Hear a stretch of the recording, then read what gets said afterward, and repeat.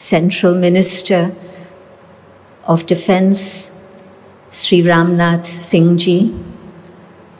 हमारे विशेष अतिथिगण और हमारे विशेष जो हमारे देश के वीर रक्षा करने वाले सब यहाँ जो हाजिर हैं, आप सभी को नमस्कार। और पहले तो मैं कहेंगी कि जो हमारी सुरक्षा करने वाले जो यहाँ हाजिर हैं, उन सबको हमारा नमन। आपकी जो यूनिफॉर्म है वो सिर्फ स्टील की नहीं है, परंतु उसके पीछे आपने जो त्याग की जीवन और जो अपने आत्मविश्वास की जीवन और जो अनुशासन की जीवन आपने बिताई है और उस पर आपने कमिटमेंट दिया है, उस आधार पर हम यहाँ आज बैठे हैं और हमारी रक्षा हर प्रकार से हो रही है। परंतु ये भी मैं मानती हूँ कि आपका न सिर्फ ये एक्सटर्नल बातों की शक्ति है, परंतु आज आप यहाँ शांतिवन में आए हैं, जहाँ इस विशेष पावन धरनी पर हम मानते हैं कि आत्म शांति ही सबसे बड़ी शक्ति है। और हम ये देखते हैं कि जहाँ पर शांति है वहाँ आत्मविश्वास भी बढ़ता है, अपनी शक्ति अनेक प्रकार के जो आंतरिक है वो भी बढ़ सकती। आत्मशक्ति क्या है? हम मानते हैं कि हर एक के अंदर एक दिव्य ज्योत है, और जब हम उस दिव्य ज्योत को पहचानते हैं तो आत्मा की जो जागृति आती है, उसमें अनेक प्रकार के हमारे जीवन के बहुत सुंदर प्राप्तियां होती हैं। उसमें हर प्रकार से हम डर को विदाई दे सकते हैं, आत्मविश्वास बढ़ सकता, आत्मबल बढ़ सकता, और साथ ही साथ हम अपने मन के ऊपर अच्छी तरह से कंट्रोल कर सकते हैं। जो हमारी अनेक प्रकार की भावनाएं हैं अंदर, उन्हों को भी हम अच्छी तरह से नियंत्रित करके बहुत सुंदर अपने जीवन में संतुलन बना सकते हैं। राजयोग का जो अभ्यास है वो कोई सिर्फ धर्म या कोई क्रिया का अभ्यास नहीं है, परंतु ये ऐसा अभ्यास है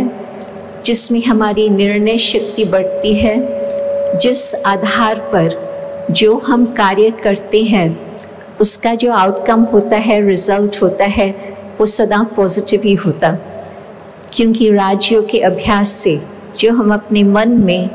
पॉजिटिव विचार लाते हैं और ऊपर वाले से शक्ति अपने में भरते हैं, उससे हमारे जीवन का परिवर्तन तो होता ही है बहुत अच्छी तरह से। सेल्फ एम्पावरमेंट, सेल्फ प्रोग्रेस तो होती ही है,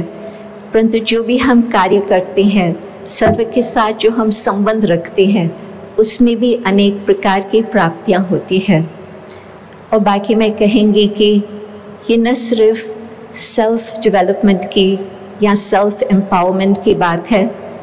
परंतु यदि हम सरकार के हिसाब से भी देखेंगे तो आप सोचें, जहाँ पर सत्यता आधार है, जहाँ पर सेवा भावना है,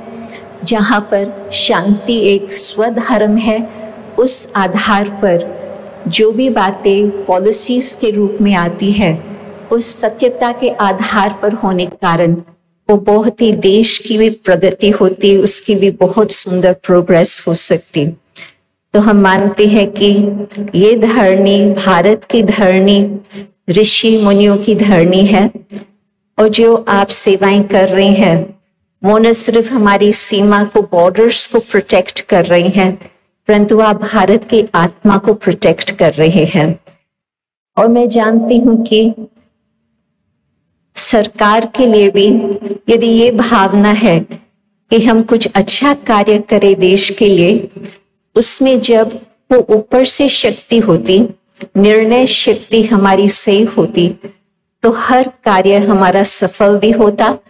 और सर्व के लिए उसमें कुछ कल्याण भी समाया हुआ होता। और ये जो हम लोगों ने कैंपेन शुरू किया है भारत के अंदर, हम ये मानते हैं कि भविष्य भारत जो पहले कुछ समय सदियों पहले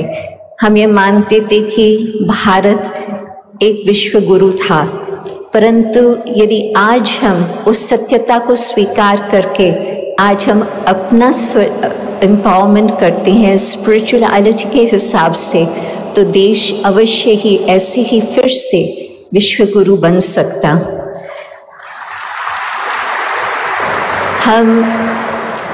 हम ये भी मानते हैं कि जो आज का पैरामीटर्स बताते हैं, चाहे आर्थिक हिसाब से, चाहे आर्मामेंट्स के हिसाब से, कोई भी बात के हिसाब से, रिसोर्सेज के हिसाब से हम उसको शक्ति मानते हैं, वो तो एक एक्सटर्नल बात है और उसमें कई बातें नीचे ऊपर भी हो सकती। परंतु जिस देश में हर एक को ध्यान का महत्व है और यदि उस ध्यान पर वो कुछ समय निकाल करके वो अभ्यास करते हैं, internal concentration and focus meditation, तो उससे क्या होता कि जो बातें होती है पॉलिसीज़ के हिसाब से सभी उसमें शामिल भी होते हैं और हर नागरिक को अपने जीवन डिग्निटी से जीने की भी कला आ जाती। तो भारत की जो पुरातन सभ्यताएं हैं, यदि आज हम उन बातों को सामने रख कर के आगे बढ़े, तो मुझे लगता है कि जो ब्रह्मा कुमारी सेवाएं कर रही हैं उससे कुछ सहयोग प्राप्त हो सकता। आज हम आपको बड़े दिल से ये बात कहनी चाहते हैं कि ब्रह्मा कुमारी सेवा के लिए समर्पित अपनी जीवन दे चुके हैं और हम चाहते हैं कि जहाँ तक हो सके ये इंटरनल फोकस, अटेंशन और ख़ास करके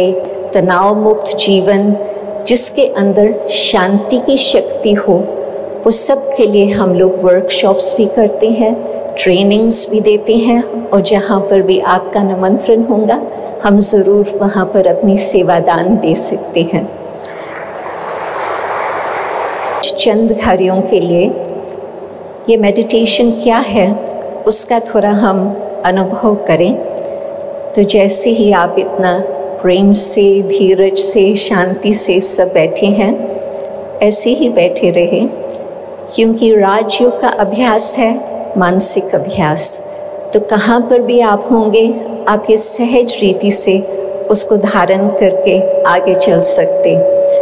उसमें मैं जो बातें बताती जाएंगी, मेरा निमंत्रण है कि आप उन बातों पर आप फॉलो करते जाना अपनी मानसिक स्थिति में। और मुझे लगता है कि आपको पता चलेगा कि एक तो ये कितना सहज है, परंतु साथ साथ उससे कितना सहज रीति से आत्मिक बल भी बढ़ता है और शांति की भी अनुभूति होती। शांति में बैठे इस श्रेष्ठ वातावरण में श्रेष्ठ संकल्प करते कि मैं हूँ एक ज्योति स्वरूप आत्मा, प्रकृति के बीच में निवास करने वाली। मुझ आत्मा का स्वधर्म है शांति।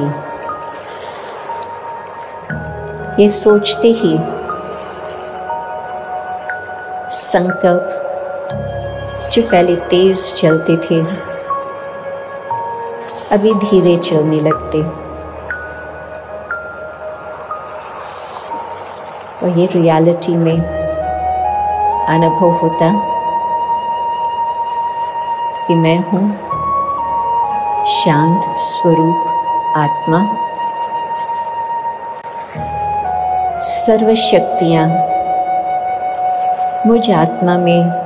मौजूद है। केवल मुझे ये स्मृति में लाना है कि मैं ये ज्योति स्वरूप हूँ। इस तन की भी बहुत ही कीमत है, परंतु चंद घड़ियों के लिए मैं मन बुद्धि को एकाग्र करती हूँ और आत्मा के आंतरिक शक्ति की जागृति होती जाती। शांत स्वरूप, सत्य स्वरूप, पवित्र स्वरूप, ये मेरे आदि गुण है। खुद को भूल गए तो ये गुणों से दूर चले गए और अब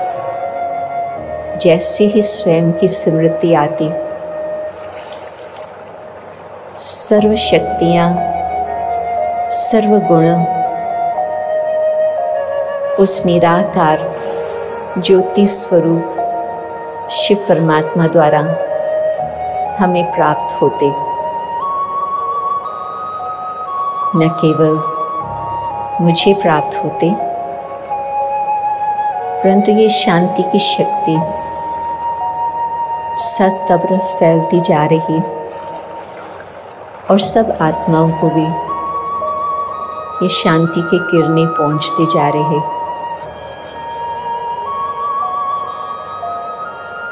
भारत में शांति,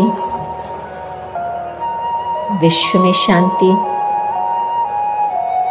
ये कोई स्वप्न नहीं है, परंतु जैसे ही हम उस निराकार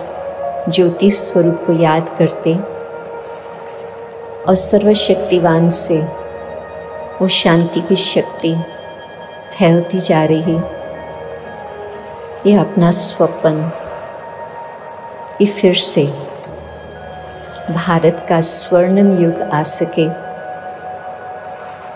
सब हम मिल कर के ऐसे योग लगाएं तो ये स्वप्न भी बहुत जल्द साकार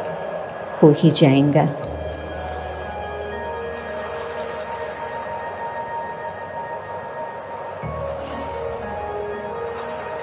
ओम